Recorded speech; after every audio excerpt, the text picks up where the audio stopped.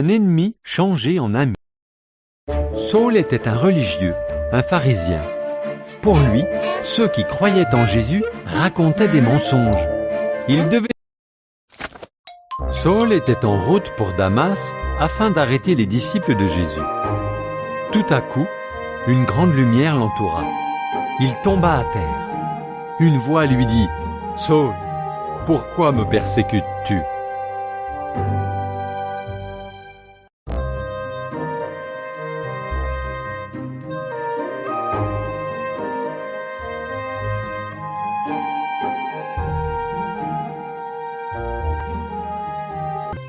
La voix répondit « Je suis Jésus, celui à qui tu veux faire du mal. Va à Damas, là on te dira ce que tu dois faire. »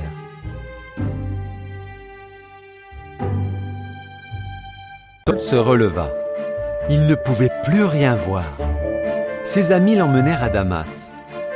Saul attendit dans une maison pendant 3 jours sans manger ni boire.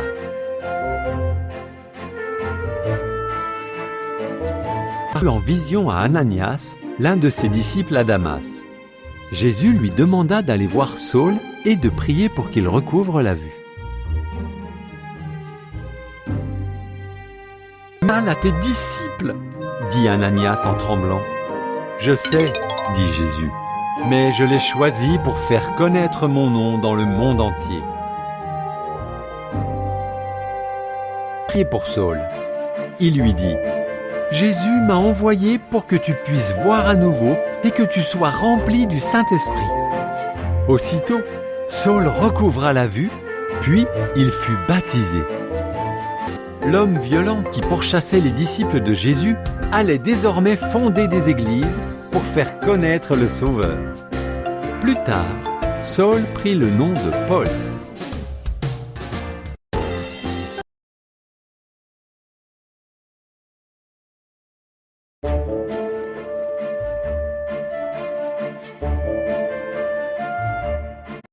Un ennemi changé en ami.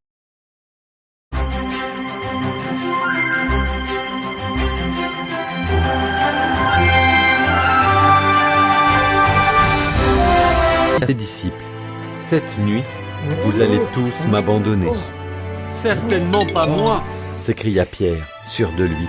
Jamais je ne t'abandonnerai, Jésus.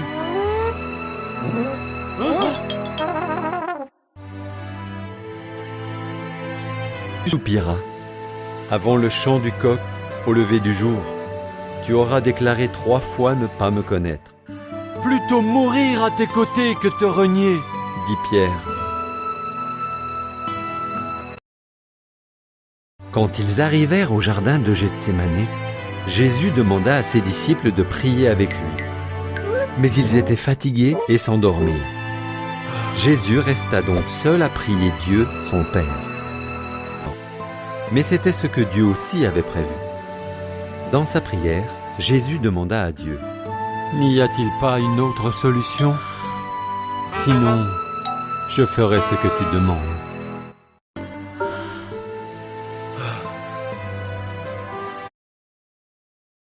Soudain, des cris et de la lumière réveillèrent les disciples. C'étaient Judas et des hommes armés envoyés par les chefs religieux. Judas embrassa Jésus sur la joue pour montrer qui il fallait arrêter.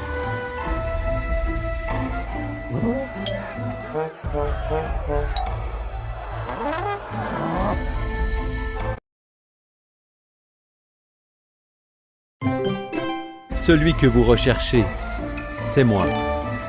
Lorsque Jésus prononça ces mots, les hommes reculèrent et tombèrent par terre. La plupart des disciples s'enfuient, mais Pierre suivit Jésus discrètement pour voir ce qui allait se passer. Quelqu'un lui demanda « N'es-tu pas un ami de Jésus ?» Effrayé, Pierre répondit « Non !» 2 autres personnes lui posèrent la même question. « Pas du tout !» dit Pierre. « Je ne connais pas cet homme !» Pierre renia Jésus 3 fois. C'est alors qu'un coq chanta. Et Pierre pleura amèrement.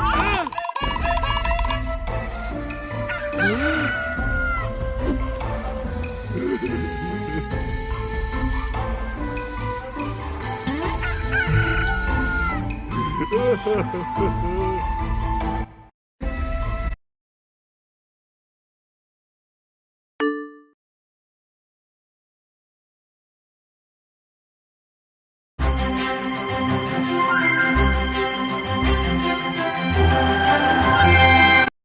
est accompli. Les chefs religieux dirent au gouverneur Pilate que Jésus était dangereux et voulait devenir roi. « Est-ce vrai ?» demanda Pilate à Jésus.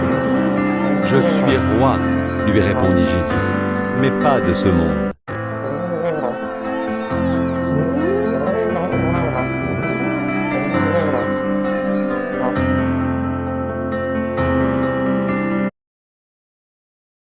Jésus est innocent, dit Pilate.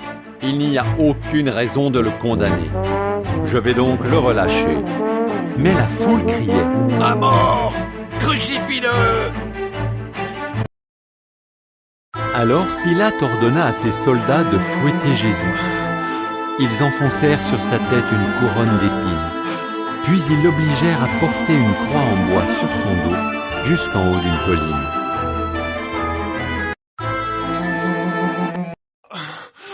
Là, les soldats romains crucifièrent Jésus.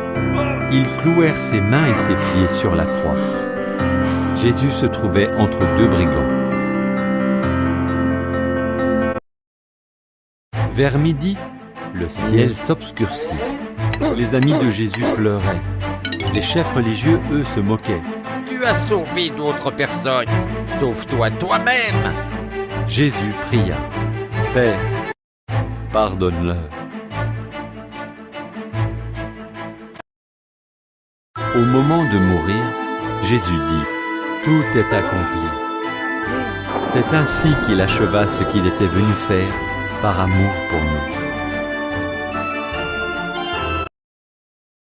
Joseph, l'un des disciples, mit le corps de Jésus dans un tombeau neuf.